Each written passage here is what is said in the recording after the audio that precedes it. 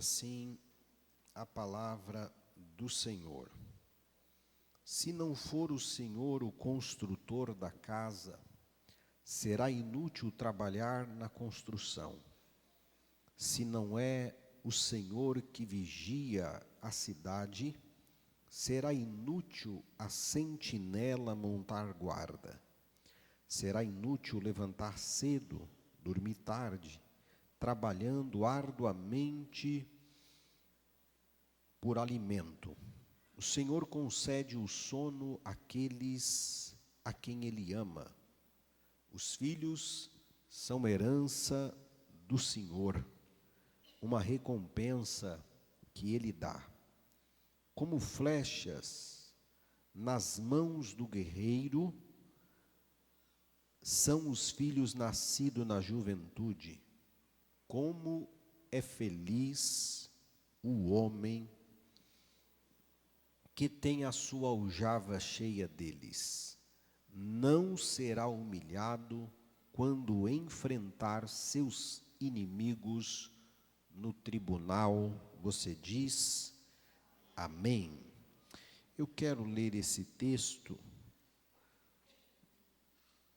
Também não é uma tradução, chama-se de parafrase, que é a Bíblia, a mensagem.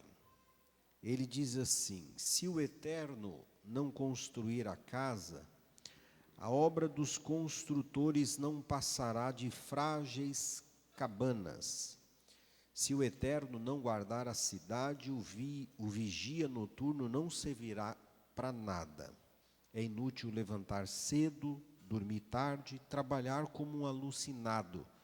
Você não sabe que Ele gosta de dar descanso a quem Ele ama?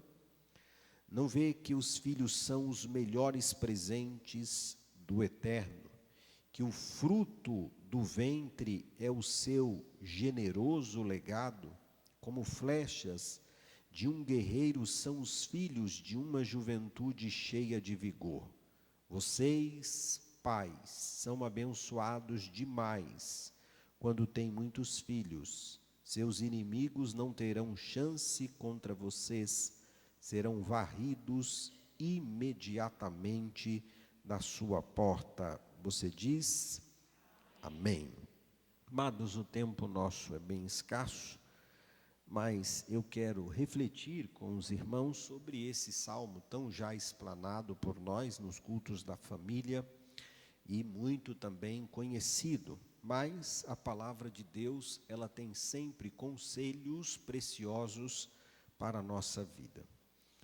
Esse salmo de número 127, ele está dentro do composto do Cântico dos Degraus. Se você pegar o salmo de número 120 até esse salmo de número 127, você vai ver que todos eles têm uma centralidade na pessoa de Deus, Jeová. Então, ele começa o salmo de número 120 dizendo: eu clamo pelo Senhor. No 121 diz: eu elevo os meus olhos para os montes, de onde me vem o socorro. O meu socorro vem do Senhor. O 122 diz: alegrei-me quando me disseram, vamos à casa do Senhor. Quando olhamos o Salmo 123, ele diz assim, e eu estava refletindo sobre esse salmo esta semana: assim como os olhos dos servos estão atentos à mão de seu Senhor, e como os olhos das servas estão atentos à mão da sua senhora, também os nossos olhos estão atentos ao Senhor. O 124 diz: se o Senhor não estivesse do nosso lado. O 125 diz: os que confiam no Senhor. O 126 diz: quando o Senhor trouxe. Há uma centralidade do salmista na pessoa de Deus. E esta exposição não está aqui aleatória, ela é totalmente intencional, a propósito, na maneira como isto aqui está posto sobre a nossa vida. O Salmo de número 127, sendo uma continuação desta indicação, ele diz tudo o que nós precisamos saber para um projeto de família feliz. O Senhor precisa ser o centro da nossa família. Jeová, o Senhor, o Deus Trino, Ele precisa ser a base da nossa família. Nós, irmãos, estamos vivendo uma época, não só agora, mas desde sempre, uma época de grandes batalhas espirituais. Existe um trabalho de hostes da maldade, de principados, de dominadores, que querem tirar o significado da essência de uma vida feliz aos homens, e como também desconstruir todo o projeto de Deus e toda a obra de Deus. E entre as obras mais belas que o Senhor fez entre os homens, Ele fez a sua família. A sua família é um projeto santo.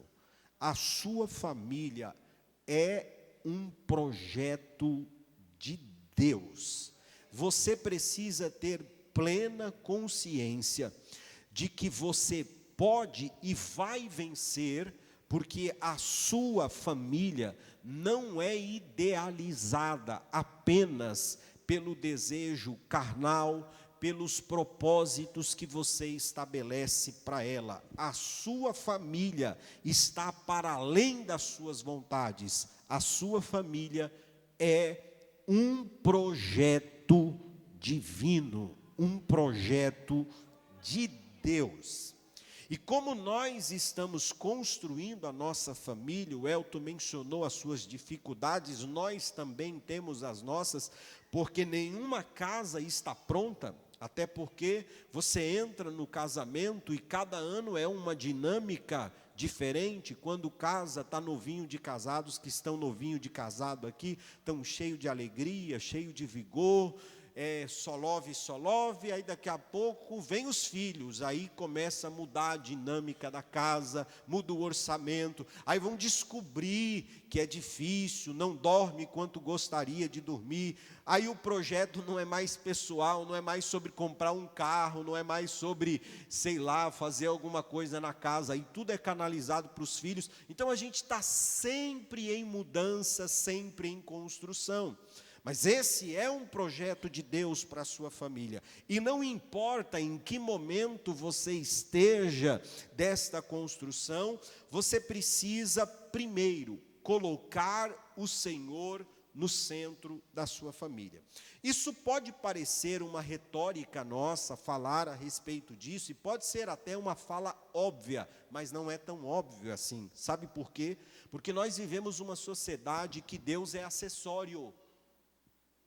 Deus, para muitas pessoas, tem se tornado apenas um enfeite, um adorno. Deus, para muitas pessoas, irmãos, é só um amuleto religioso. E sabe o que me preocupa? Para os crentes também. Para muitos crentes, Deus não é mais o alicerce de suas vidas. Deus não é a base de suas vidas.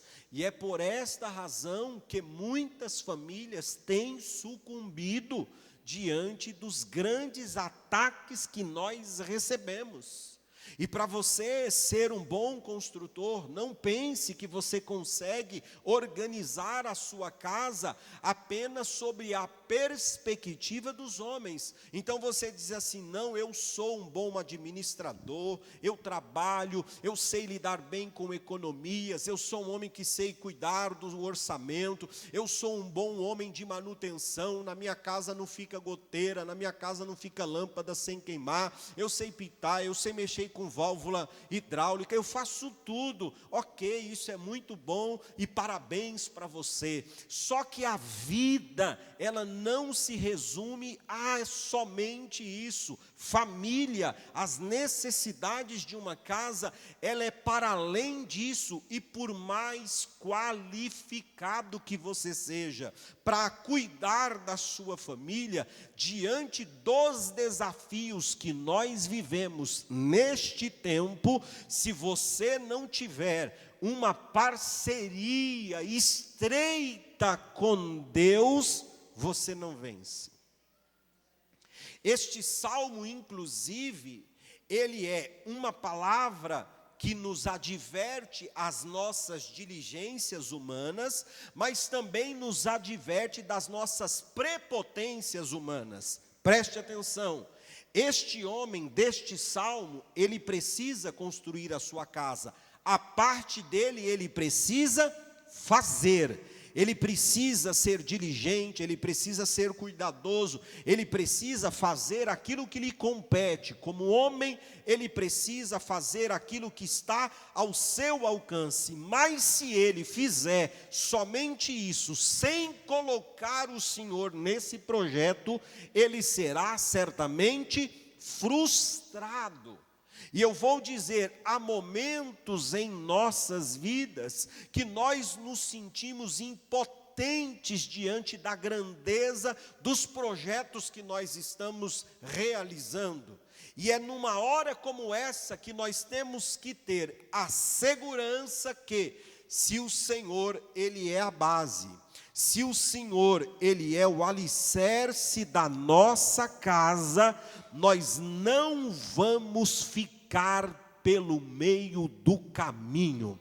O Senhor vai garantir a sustentação da nossa família.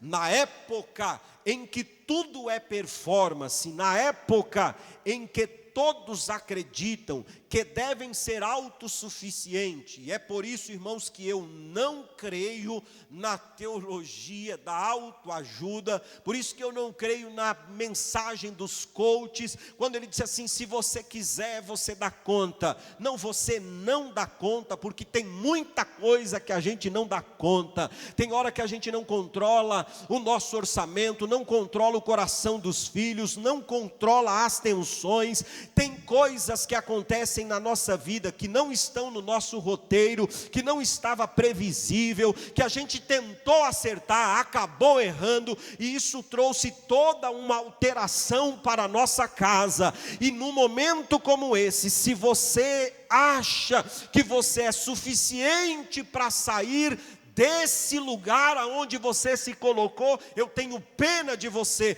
porque sem o auxílio de Deus, a nossa casa, ela desmorona.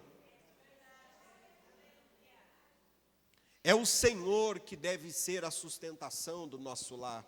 E o salmista, ele está dizendo para nós o seguinte: se o Senhor não for o construtor, não adianta as suas mãos serem habilidosas, as mãos de Deus precisam estar sobre as suas mãos.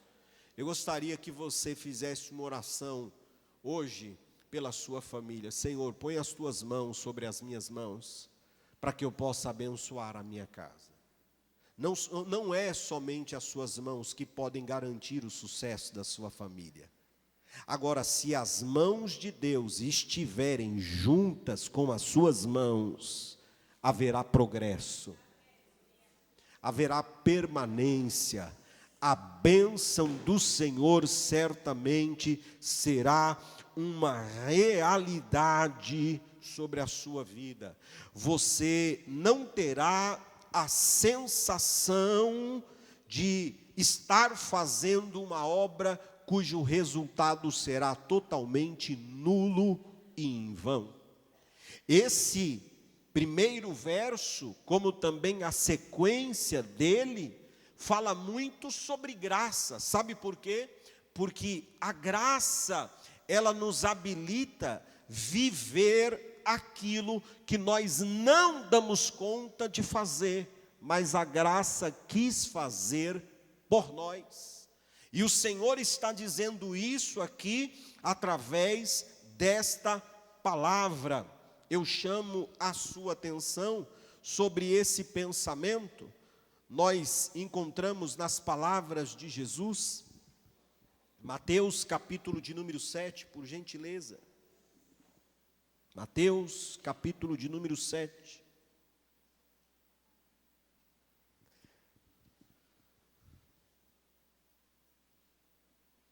O Senhor precisa ser o alicerce da nossa casa, do nosso lar. Diz o texto sagrado: portanto, quem ouve, verso 24, quem ouve estas minhas palavras e as pratica, é como um homem prudente que construiu a sua casa sobre a rocha. Caiu a chuva, transbordaram os rios, sopraram os ventos e deram contra aquela casa, e ela não caiu. Por quê? Porque ela tinha alicerces aonde? Na rocha. Escute, você controla a chuva, irmão? Você controla os rios, irmãos? Você controla os ventos? Então, é por causa disso que nós precisamos das mãos do Senhor. Porque há coisas que acontecem na nossa família que fogem ao nosso controle, que fogem à nossa competência de gerenciamento, de prudência, de cuidado. Há coisas que acontecem na nossa vida que estão para além dos nossos recursos, que estão para além dos nossos planos, das nossas estratégias, dos nossos planejamentos. Tem coisa que foge às nossas mãos, mas se isso fugir às nossas mãos e o alicerce da nossa casa for o Senhor, esses ventos vão combater, os rios serão torrenciais, os ventos serão fortes, mas a nossa casa não será abalada. E eu venho aqui nesta noite denunciar aquilo que está fora do controle. Isso não vai destruir a sua família, porque o Senhor será a base da sua casa, o Senhor será a sustentação da sua família. A enfermidade, o desemprego, as pressões psicológicas, as pressões familiares, os desacordos que não estão no seu controle, o Senhor dará sustentação à sua família para que ela não seja abalada. O Senhor é o construtor desta família. Em parceria com você, a sua casa não será neutralizada pelo inimigo das nossas almas. Aleluia. A nossa prioridade, irmãos, como diz esse salmo, ela precisa ser o Senhor. Eu mencionei a vocês que nós encontramos esse apelo em todos esses salmos, desde o salmo de número 120 até aqui o salmo de número 128, colocando o Senhor como nossa verdadeira prioridade. Esse salmo, ele segue com a seguinte orientação: se não é o Senhor que vigia a cidade, será inútil a sentinela montar guarda. Será inútil levantar cedo, dormir tarde, trabalhando arduamente por alimento. O Senhor concede o sono àqueles que Ele ama. Veja que esse salmo revela duas parcerias daquilo que nós chamamos de uma parceria com Deus. O salmista está dizendo que para que a casa dele permaneça de pé, ele precisa das mãos do Senhor, mas ele precisa também dos olhos do Senhor. Os olhos do Senhor também precisam estar postos sobre a nossa casa. Tem muitas coisas que nós não conseguimos enxergar dentro dos nossos lares. Tem muita coisa que você não consegue alcançar com seus olhos, os membros da sua família. E vou dizer, É nesta hora que o Senhor entra. É o Senhor quem livra o seu esposo de um tropeço moral quando ele está no trabalho. É o Senhor quem livra a sua esposa de um tropeço moral quando ela está no trabalho. É os olhos do Senhor que alcança os seus filhos quando eles estão longe dos seus olhares. Eu consigo cuidar das minhas filhas apenas quando elas estão ao meu controle, só que eu não as controlo 24 horas por dia. Eu consigo olhar, e as coisas que eu olho, eu devo olhar bem, mas tem coisa que eu não dou conta de olhar. Não se sinta impotente, porque se você assumiu uma parceria com Deus, os olhos do Senhor serão a sentinela da sua casa, para cuidar dos seus, quando os seus olhos não estão sobre eles. Os olhos do Senhor acompanharão os fiéis da terra, os olhos do Senhor estarão sobre a sua família, para denunciar aquilo que nós não enxergamos com os nossos olhos humanos. Os olhos do Senhor trarão evidência para a nossa vida,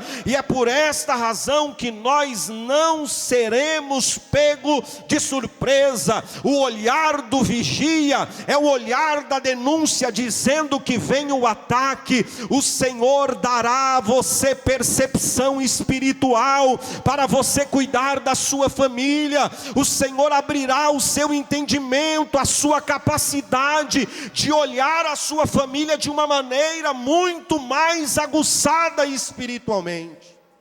Porque a família não é cuidada apenas com os nossos olhos, irmãos. A gente cuida de muita coisa, a gente cuida da aparência dos filhos, a gente cuida, sabe, de coisas que são visíveis, mas tem coisas que são para além daquilo que nós podemos enxergar. É nesta hora que o Senhor nos auxilia. Por isso que o Senhor precisa ser sua prioridade, precisa ser a sua base, porque se Ele for, você terá a parceria perfeita. As mãos do Senhor estarão sobre a sua casa, mas os olhos do Senhor também estarão sobre a sua família, para que nenhum mal chegue sobre você. Eu preciso avançar, porque as horas já estão bem longe. O verso 2 é um conselho santo de alegria para o nosso coração. Quando ele diz assim: será inútil levantar cedo e dormir tarde, trabalhando arduamente por alimento, o Senhor concede o sono àqueles a quem Ele ama. Deixe eu dizer algo a vocês que é algo muito próprio dos nossos dias. A nossa sociedade é uma sociedade que ela quer cada vez mais impor a nós um estilo de vida que está para além daquilo que nós damos conta. Então é por isso, irmãos, que cada vez mais nós precisamos de maior recurso para viver cada vez mais insatisfeito. E essa cobrança, essa necessidade de que tem feito as pessoas cada vez mais trabalharem mais, como que se a nossa identidade estivesse atrelado ao nosso trabalho. Deixa eu dizer, você não é o seu trabalho, por mais que tem muita gente que queira construir uma identidade baseado no trabalho. Eu vou dizer a você, espere ter uma crise, e você vai descobrir o que eu estou falando. O patrão olha e diz assim: isso é muito bom, seu salário tem uma certa relevância aqui na empresa. Veio a crise,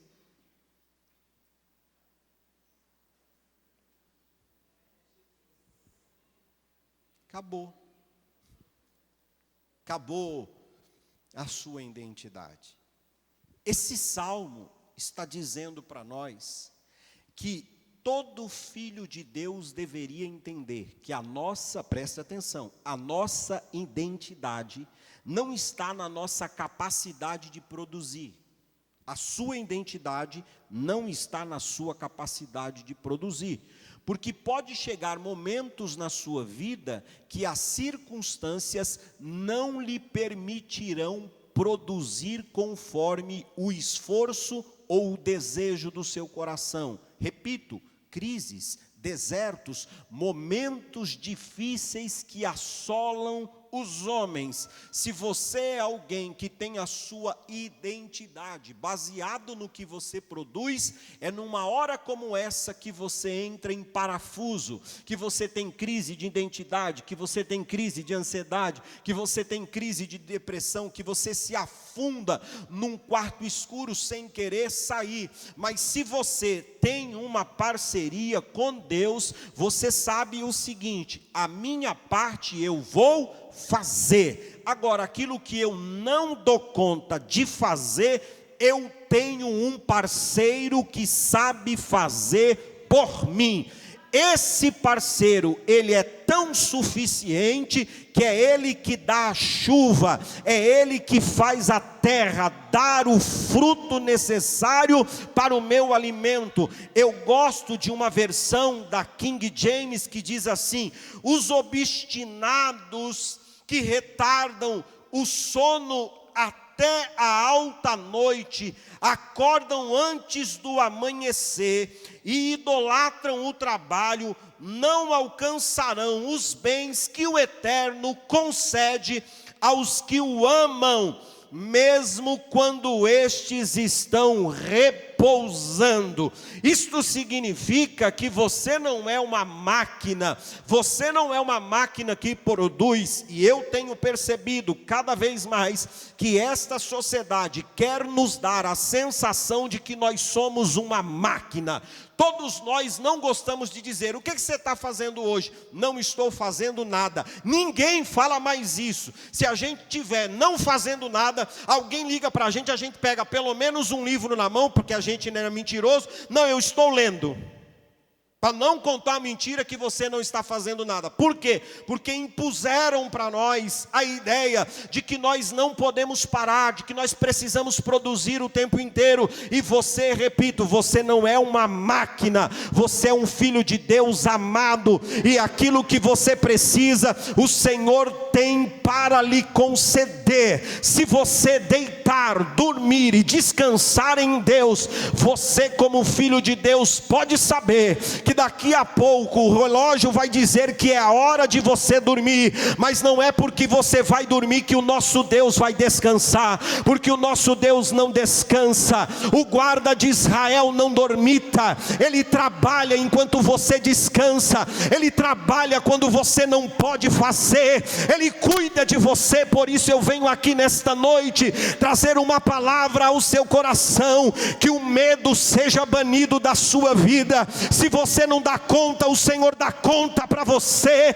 mas mendigar o pão você não vai, ver os seus filhos na miséria você não vai. Há um Deus provedor suficiente, cuidador daqueles que temem o seu nome. Ele cuida de você e cuida dos seus.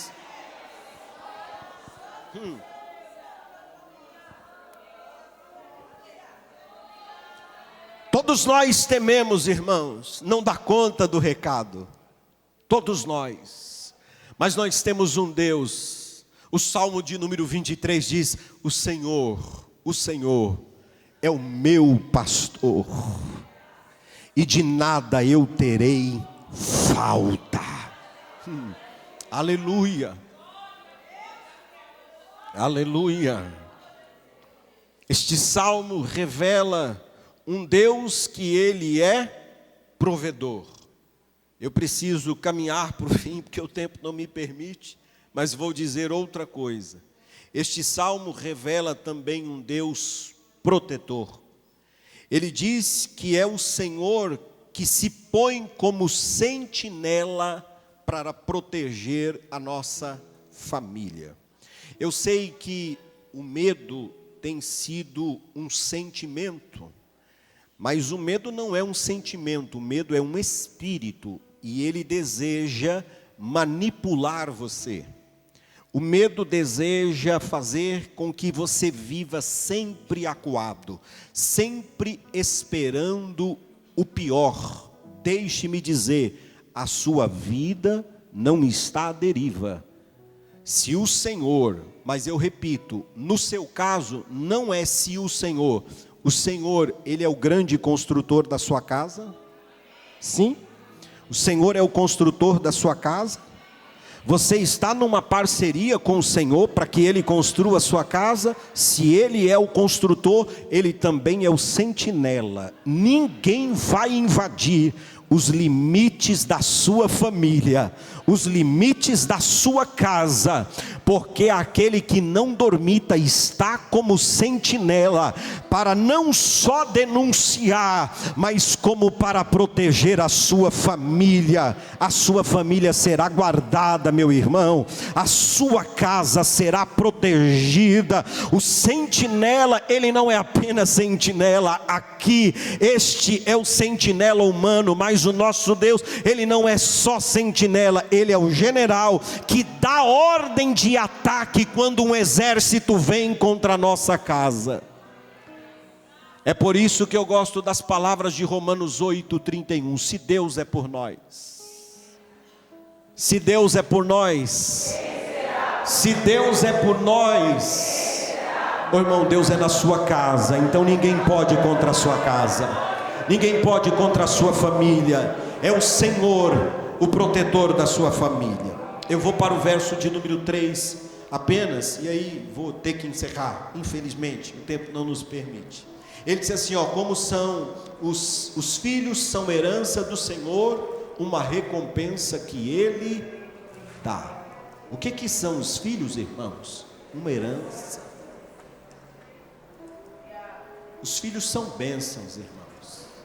Aos jovenzinhos que estão casando agora, que vão casar, não entra nesse projeto socialista de controle natalino, dizer, não, eu nesse negócio de ter filho, eu quero curtir a vida, eu quero viajar. Ô, irmão, eu, minhas filhas, minha esposa, nós estamos viajando com a beleza, não atrapalha em nada, é só planejar direitinho, faz de acordo com as suas forças, faz de acordo com os seus orçamentos, não tem filho, é bênção, irmão.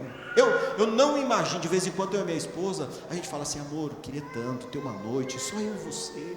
Aí eu, às vezes, quando vou lá, encomendo as minhas filhas, põe na casa do sogro, na casa da sogra, ou põe na casa do meu pai, da minha mãe. Aí eu e ela estamos lá no restaurante, batendo um papo, a gente começa a falar, daqui a pouco acaba o assunto. Está faltando alguma coisa aqui. Está faltando elas brigando, está faltando uma falando com a outra, a Helena falando 4.060 palavras por minuto. Mas é uma delícia, é uma bênção. Filhos bem direcionados é a resposta do justo à próxima geração. Nós precisamos entender que filhos são bênçãos, irmãos. Não entenda filhos, principalmente vocês que vão casar, como um problema financeiro. Essa sociedade aí, ela diz que é melhor ter um pet do que ter um filho, porque um pet é mais barato, inclusive morre mais cedo, ok? Só que isso é mentira de Satanás. Filhos são bênçãos.